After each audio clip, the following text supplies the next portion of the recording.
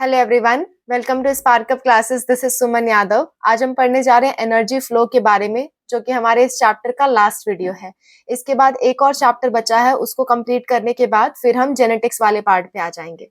ठीक है, ये जो एक और चैप्टर बचा आपका 15th चैप्टर, उसको कल ही मैं पूरा करा दूंगी। उसमें सिर्फ 2 लेक्चर लगने हैं, 2 लेक्चर में आपका वो चैप्टर फिनिश हो जाएगा। तो आप बिल्कुल चिंता मत करना, कल तक ये आपका पूरा हो जाएगा, फिर जेनेटिक्स पार्ट स्टार्ट कर देंगे।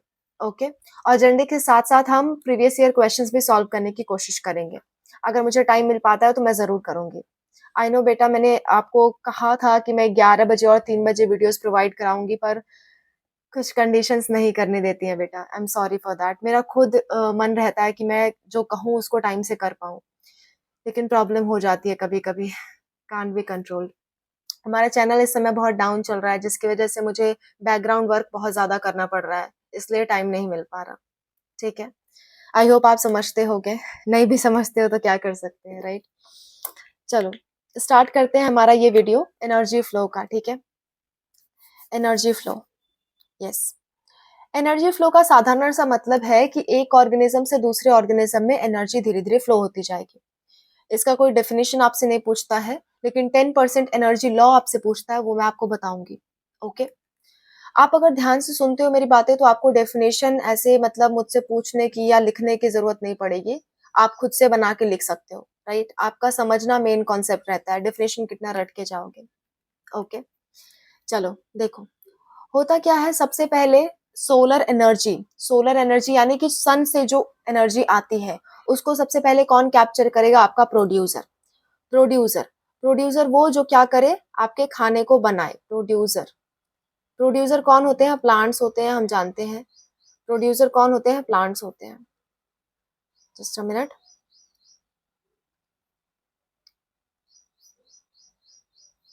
प्रोड्यूसर, ठीक है।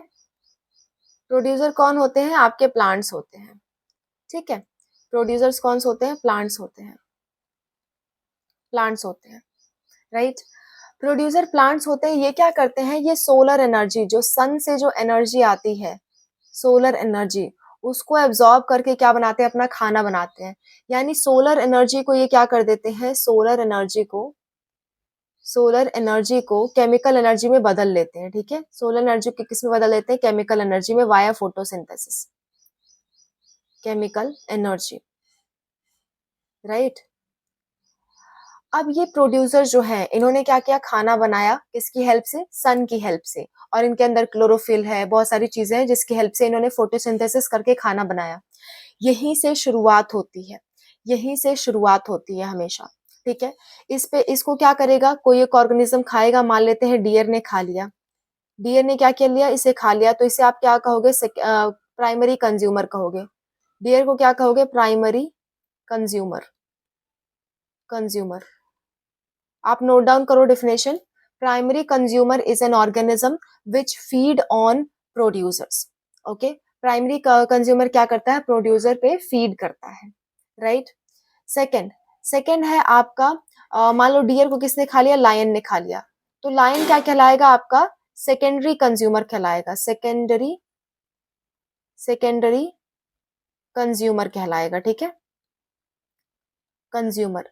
लायन होगा आपका सेकेंडरी कंज्यूमर, क्योंकि उसने क्या किया है? उसने डियर को खाया है।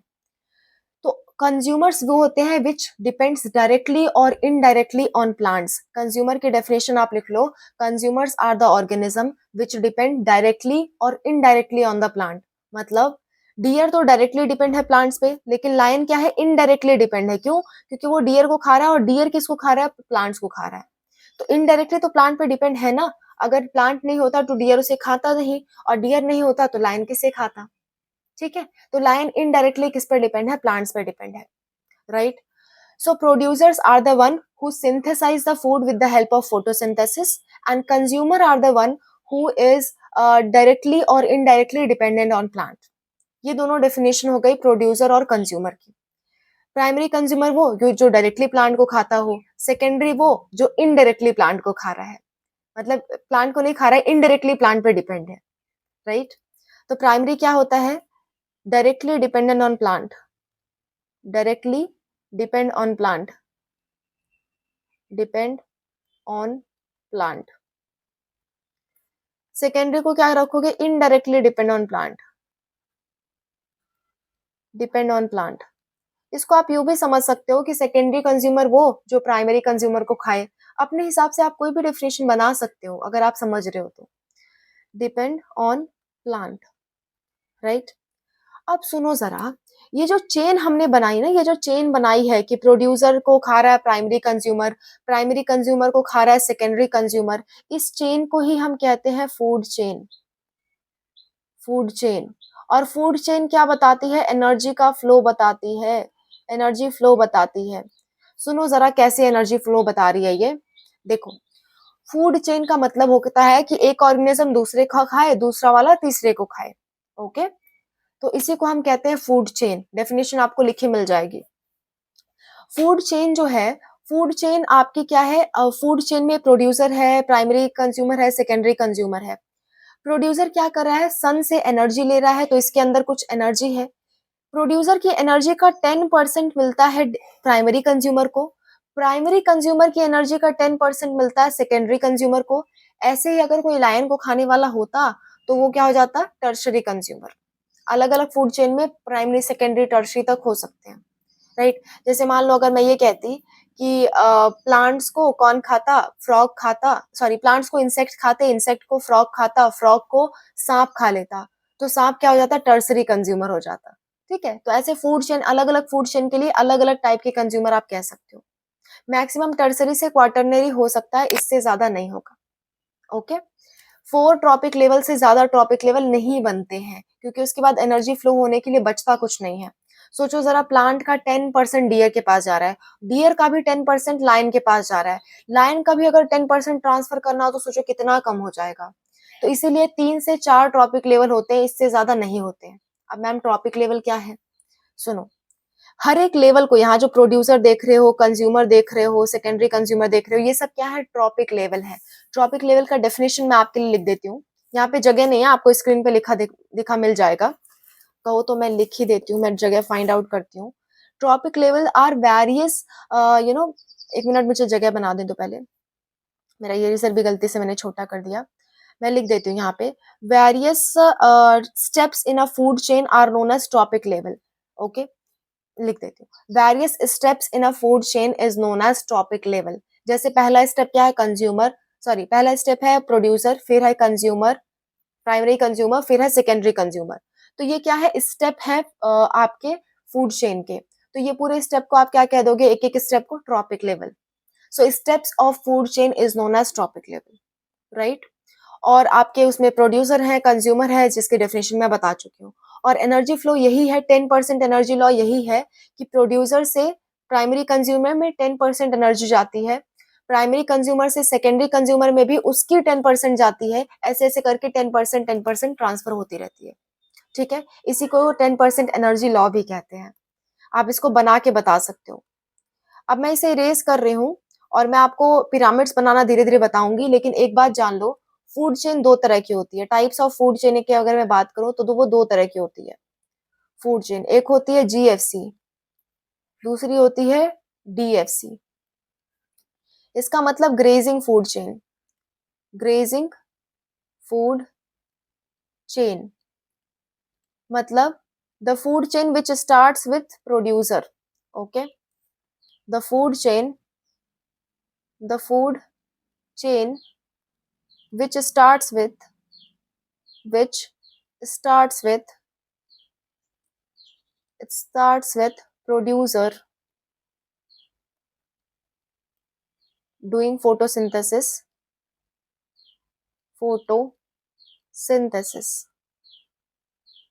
ठीक है। मतलब ऐसी फूड चेन जो किसी प्रोड्यूसर से यानी कि प्लांट्स वगैरह से स्टार्ट हो, जो कि फोटोसिंथेसिस कर रहा हो, तो उसे हम कहेंगे ग्रेजिंग फूड चेन, ठीक है। जैसे जैसे अभी हमने देखा था, यहाँ पे क्या है, हरी हरी घास है, यहाँ पे क्या है, ग्रास है। ग्रास को क्या कहोगे आप, प्रोड्यूसर कहोगे। इसको सपोज कर लो आपके इंसेक्ट ने खा लिया, इंसेक्ट ने खाया, और इंसेक्ट को किसने खाया, इंसेक्ट को फ्रॉग ने खाया, फ्रॉग को किसने खाया, फ्रॉग को खा लिया स्नेक ने, स्नेक को खा लिया ईगल ने, ठीक है, ईगल ने, ईगल ने खा लिया, राइट। तो यहाँ पे आपका स्टार्ट कहाँ से हो रहा है? ग्रास से, जो कि क्या कर रही है? फोटोसिंथेसिस कर रही है। तो इस तरह की फूड चेन को आप कहोगे ग्रेजिंग फूड चेन। यहाँ पे ग्रास क्या हो गया? Producer, insect, primary consumer, frog secondary consumer, snake tertiary consumer और ईगल क्वार्टरनी कंज्यूमर। इससे ज्यादा नहीं होते हैं। टोटल 4 ही ट्रॉपिक लेवल हो सकते हैं, राइट। अच्छा, डेट्राइटस फूड चेन की बात करते हैं अब। डेट्राइटस फूड चेन क्या होती है? डी से डेट्राइटस। बताओ जरा मुझे कमेंट करके डेट्राइटस क्या होता था? मैंने कल की वीडियो में आपको बताया था डिकम्पोजिशन में। डेट्राइटस, ठीक है। डेट्राइटस फूड चेन में क्या होता है? ये स्टार्ट होती है डिकम्पोजर से। The food chain which starts with decomposer पोजर। ऐसी फूड चेन जो डिकम्पोजर से स्टार्ट हो उसे हम क्या कहते हैं? डेट्राइटस फूड चेन, ठीक है।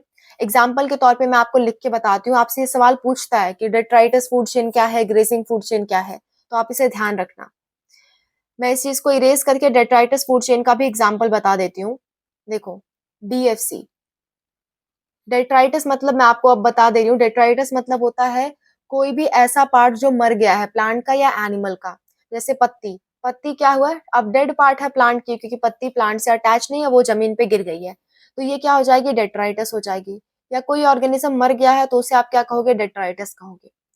डेट्राइटस को कौन खाता है? डेट्राइटिवोर्स खा के उसको छोटे छोटे टुकड़ों में चेंज करते हैं। और डेट्राइटिवोर्स होते हैं आपके अर्थवॉर्म। मैंने कल की वीडियो में बताया था, अगर आपने नहीं देखा है तो जाके उसे देखो। अर्थवॉर्म। फिर अर्थवॉर्म को कौन खाता है? अर्थवॉर्म को खा सकती है आपकी बर्ड, खा सकती है, ठीक है। बर्ड को मान लो आपने, आपकी मुर्गी ने खा लिया, हेन ने खा लिया, तो हेन को क्या करोगे? आप खा जाओगे। ह्यूमन उसे खा सकते हैं, राइट। सो ऐसा कुछ हो गया आपकी डेट्राइटस फूड चेन। देखो यहाँ पे प्रोड्यूसर से स्टार्ट नहीं हुआ है, डेट्राइटस से स्टार्ट हुआ है। अब कहोगे मैम पत्तियां भी तो प्रोड्यूसर की ही हैं।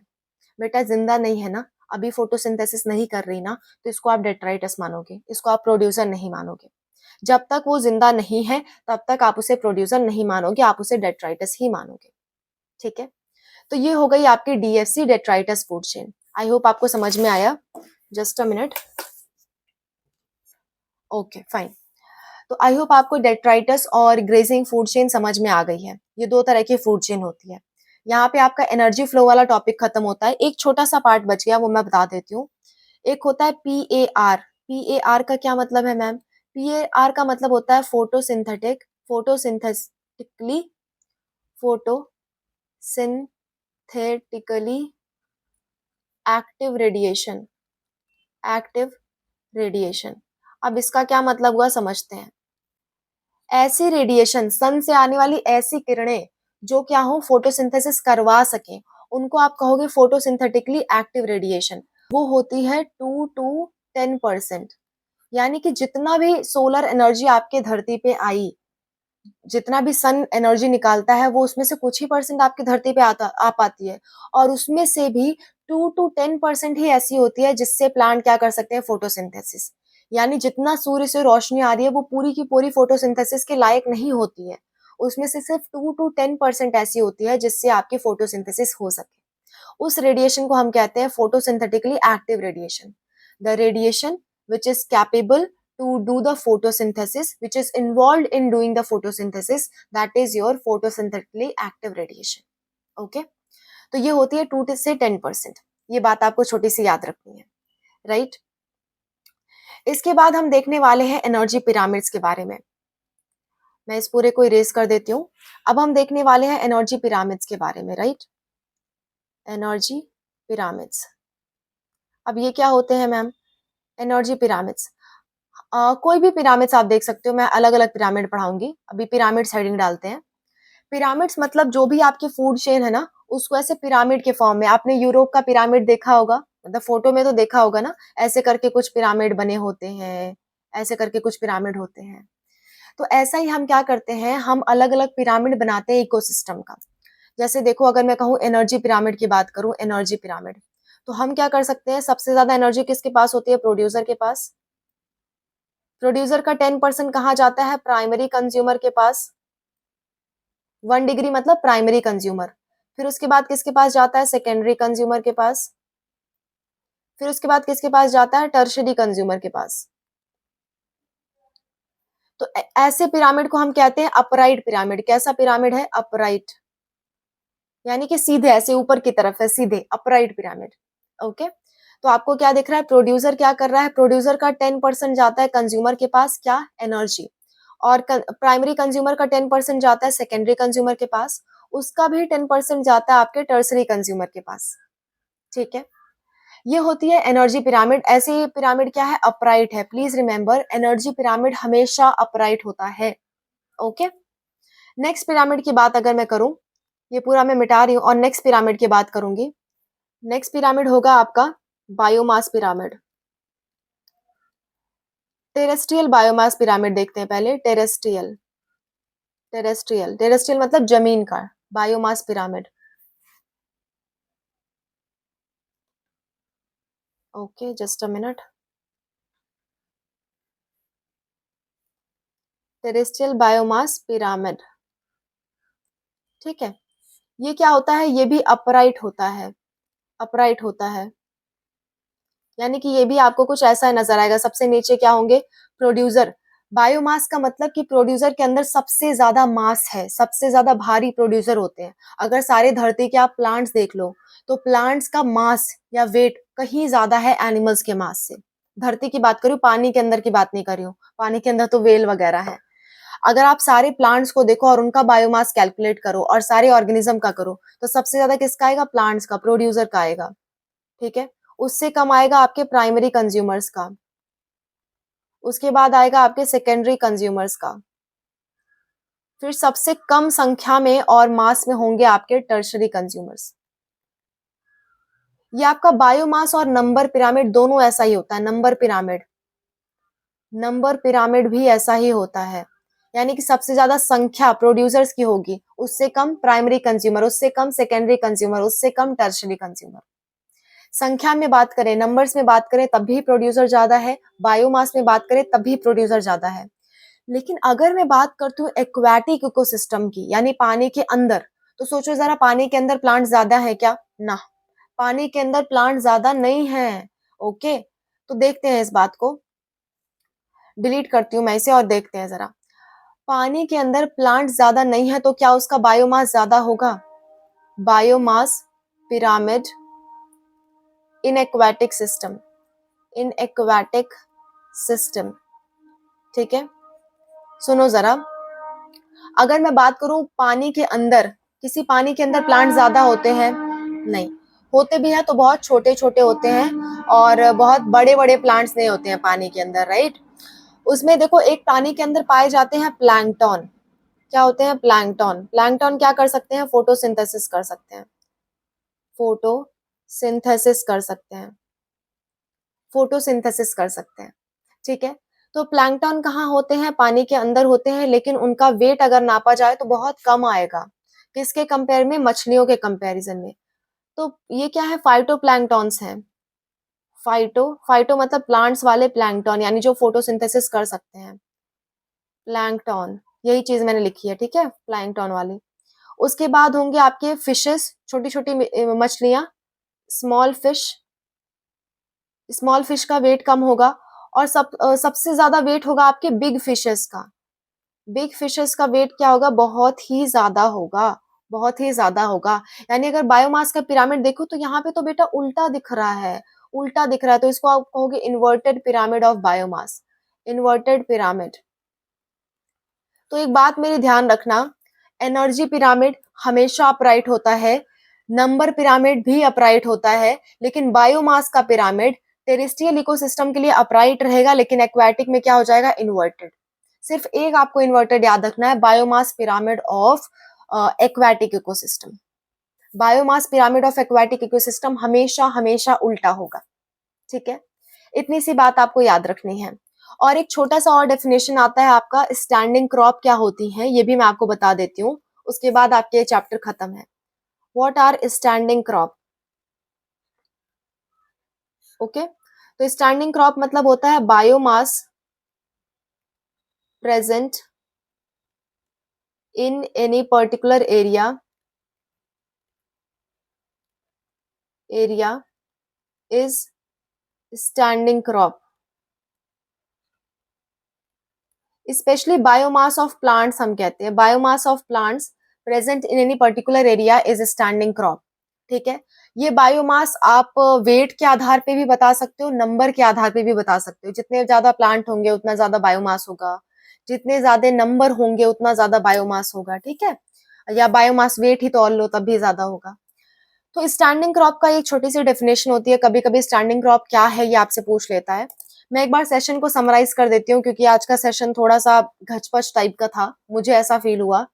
ठीक है, तो मैं इसको पूरी तरह से एक बार समराइज कर देती हूँ ताकि आपको सब क्लियर हो जाए।